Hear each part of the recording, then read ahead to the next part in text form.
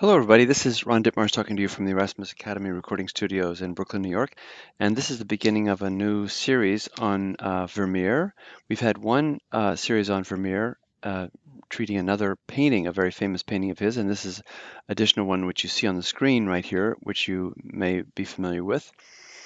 And his dates are born in Delft in Holland in 1632 and died in 1675, so right in the middle of the 17th century. Many of the great Dutch painters lived in that time. And so we have the text, and actually I'm going to show you a couple other pictures of his during this week, but this is the first of 5 segments on this description of this particular painting. And today we have with us as our guest speaker Jeff. Jeff, you want to introduce yourself? Hi, everybody. My name is Jeff. I've studied German informally for a number of years, and I'm happy to be learning sentence construction tonight with the Erasmus Academy. Yeah, a focus on reading and translation, but we also find it very important to hear the words spoken and read out loud so you can repeat them and get a feel for the sentence. Anyway, so we're going to go over the text right now. And hold on 1 second here. Okay, and this time the text isn't spread out so you see every segment that we're going to do each day. So this day we're going to go right down to this mark here. Can you see this, Jeff, on the screen? Yes. So this will be the amount of the text that we'll cover tonight, and it should be about 8 to 10 minutes, possibly maybe 12. But a very interesting text, and our procedure, as you probably are familiar with now, I'm going to read out loud the text, and as Jeff repeats after me, please read with him to get a sense of the sound and the feeling, and then I'll ask him specific questions to unpack the structure of these sentences and try to imagine also in your mind what the answers would be as we sort of piece together the meaning of them together. Okay, here we go. You all set? Yes. Okay. Als Thema ist diese Milch ausgießende, stehende Frauengestalt eigentlich völlig unbedeutend. Everybody? Als Thema ist diese Milch ausgießende. Let's go do that one again. Ausgießende. Ausgießende. So the accent would go on right here. Ausgießende. Stehende Frauengestalt. Stehende Frauengestalt. Eigentlich völlig unbedeutend. Eigentlich völlig unbedeutend. Great. Yeah, there are a lot of sounds in this sentence that are quite difficult, actually. Okay, so looking up at this phrase, where's the verb? The main verb of the sentence? It'd be right here. Ist. Ist. Good. Now, this phrase actually contains what we call extended modifiers. So, and the nd is a sign of a present participle. So you have one present participle following the next, one after the other. And these both modify Frauengestalt, but you can also demarcate the extended modifier by putting a parentheses right here, and then it closes at the end of the second participle. So you could say, as a theme, this Frauengestalt, and then this is a compound noun. Gestalt means form or shape, and Frauen is a woman, so it's a female figure that you saw in the picture.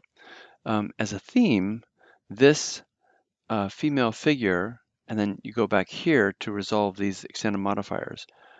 Who is standing, and then here, who is pouring out. Gießen is to pour, and aus is to pouring. Who is pouring out milk? And you saw she's standing there pouring out milk into a pitcher. Okay, or from a pitcher into a container. Okay, but the best translation is to actually take this as an adjective to female figure, because you can say, as a theme, this standing female figure, but you really have to resolve this by itself with a relative clause. Who is pouring out milk? Is actually entirely insignificant. So the core sentence would be this female figure is insignificant as the core sentence, and then everything else fits together. Okay. You just want to do that first sentence just by itself. Read that slowly, Jeff. As a theme, this standing female figure who is pouring out milk is actually entirely insignificant. Good. Okay. Fully. Our word full comes from this. Full, full. And they're, every third word in English actually comes from German. And two out of three words in English now come from the Latin-based side via French. Okay, going on. And I'm just going to erase this first part. Okay. Keine Hausfrau wird Wert darauf legen. Everybody? Keine Hausfrau wird Wert darauf legen. Okay, so where's the verb complex? Wird legen. Good. It means will place. Legen means to place. And then direct object is, well, first of all, I would ask, where's the subject is obviously here. So no housewife. So Hausfrau will place, and then where's the direct object? Wird. Wird, yeah, exactly. Yeah, only one word left. So no housewife will place value on that, and then darauf points forward on value to do what? To be, and from here, let's go on and read this. Bei einer so alltäglichen, völlig belanglosen Tätigkeit fotografiert. Everybody up to that point? Bei einer?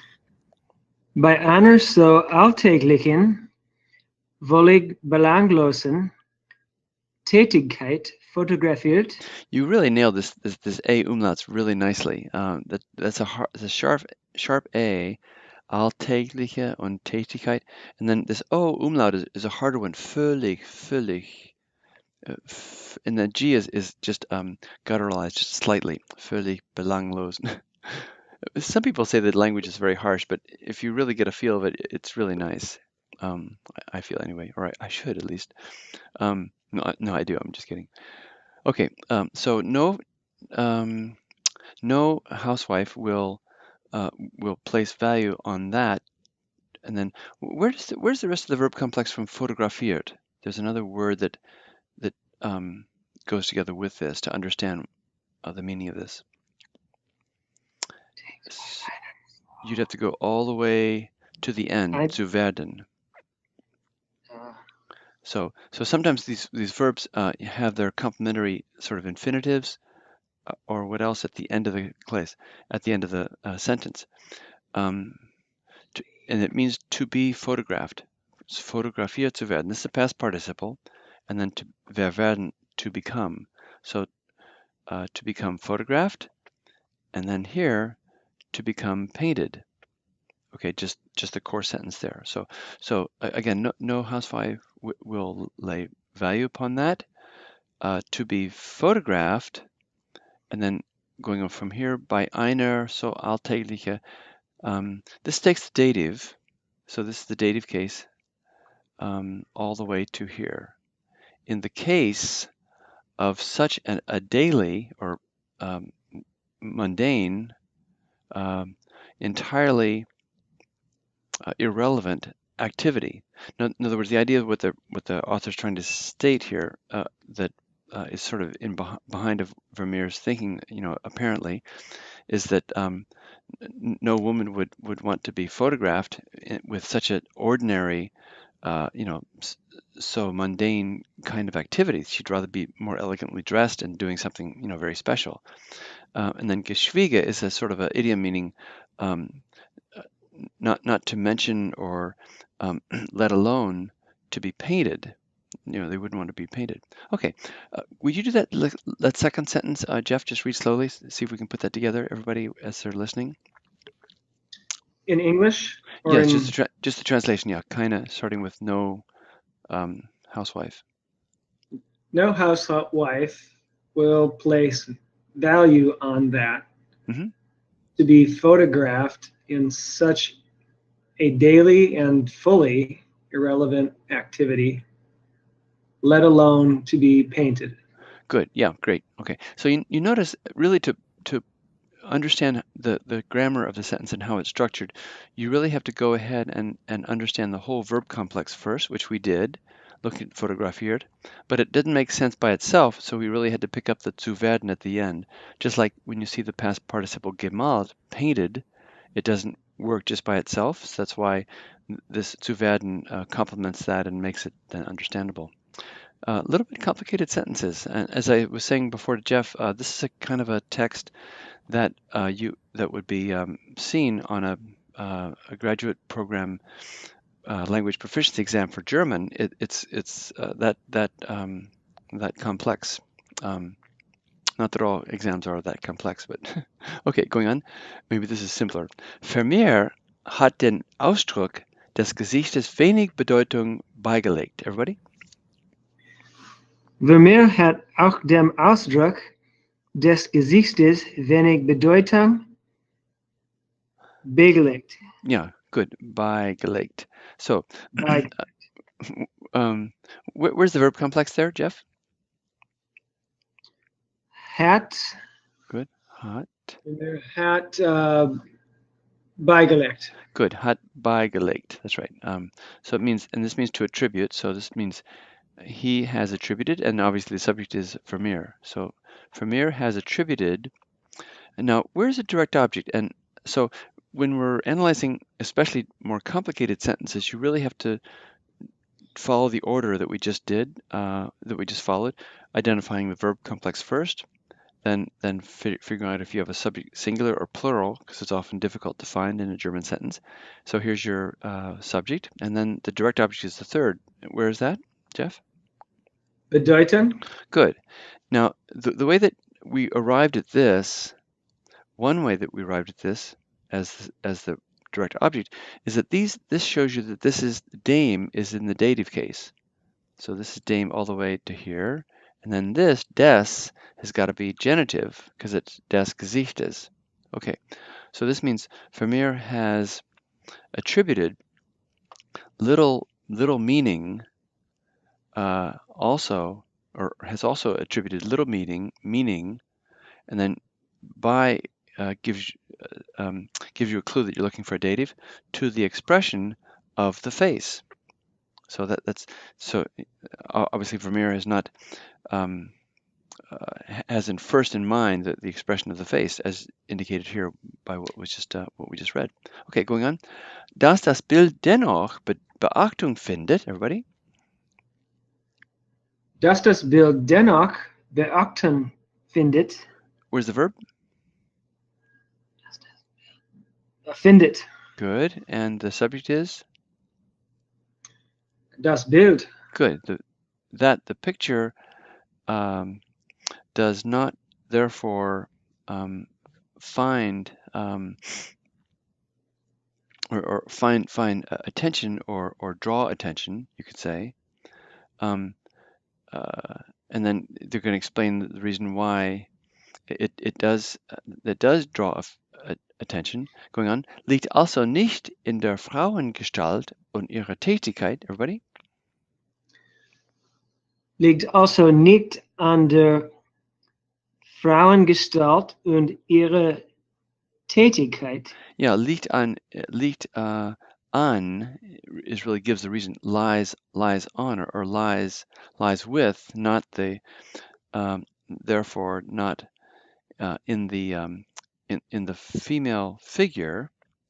So why it draws attention, why the picture draws attention, is not caused by the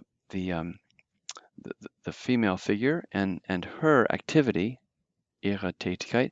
It's IHR instead of sein because its antecedent is Frauengestalt, which is a feminine noun, so this is its antecedent and its activity. Rather, sondern, read this, sondern an der Art, in der es gemalt worden ist. Everybody? Sondern an der Art, in der es gemalt worden ist. Okay. An der Art. Okay. Rather, and this is a sort of it's a false friend, we call it. It's not art, but it means in the way or the manner. Rather, in the manner or the way in which, and in der has its antecedent to the way here, which is feminine. That's why it's in der instead of in dame. In which picture, and then gemalt worden is your verb complex, passive, perfect tense, passive voice. It has been painted. Okay, long sentence. You want to do that last sentence starting with das Bild? Just read the translation slowly. That the picture, however, draws attention lies not, therefore, in the female figure, rather in the manner in which it has been painted. Great. Okay. I think there's the last sentence coming up. Here we go. Zuallererst fallen die, right here, and we're going down to this point right here. Zuallererst fallen die hellen Farben auf, everybody. Zuallererst fallen die hellen Farben auf. So now he's going to describe, the manner in which it was painted, which is the real, I guess, gem or the virtue of how these paintings became so famous. So first of all, and where's the verb complex up to this comma, Jeff? Fallen auf. Good, good. You picked up the auf, separable prefix that floats to the end of the clause. It won't go beyond a comma here or the end of a sentence if it can. So fallen by itself means to fall, but auffallen means to be conspicuous or to be striking. And then, first of all, the bright colors, hellen doesn't mean hell, right? It means bright. The bright colors are striking or conspicuous. Going on. Zumindest im Vergleich zu der vorwiegend dunklen Palette, up to that point. Zumindest im Vergleich zu der vorwiegend dunklen Palette. At least in comparison to, now you're looking for a dative here, would you get der vorwiegend dunklen Palette? And so this is the palette, right? The color palette that artists use, or that a school or a period used. But this, I want to point out, this is an adverb here. It doesn't have any adjectival endings. It means predominantly, and it modifies dark, dunklen. At least in comparison to the predominantly dark palette. And then you're going to have a genitive here going on. So viele holländische Maler des 17. Jahrhunderts. Everybody? So viele holländische Maler des 17. Jahrhunderts. Yeah. At least in comparison to the predominantly dark palette of so viele Dutch painters, and then genitive of the 17th century. You want to just read that last sentence before we stop? Zumindest, zuallererst, first of all. In English or? Just in English. Mm-hmm.